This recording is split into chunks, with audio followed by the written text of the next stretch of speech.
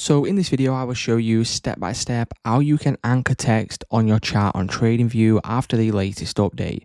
So what you will notice is that anchor text has now disappeared. So if we go over to here, right, what you will notice is anchor text has gone from this list. So to anchor the text, what we need to do is take the regular text box and you want to put it anywhere on the chart. So I'm going to put in YouTube tutorial. And then to anchor this, what we can do is we can move it to wherever we want it to anchor, right? So if I want to move it into the top right hand corner, what you want to do is you want to make sure you select the text here. And then you want to go down and click on the anchor tool. So as you can see, if you look on the toolbar here, there is now an anchor. You want to anchor the drawing. And then as you can see, when you move the chart around, the text will stay in the top right hand corner or wherever you decide to anchor it. So it's just that simple, guys. That's how you can anchor text after the latest update. If this video did help you out, please leave a like on today's video, and I'll see you in the next one.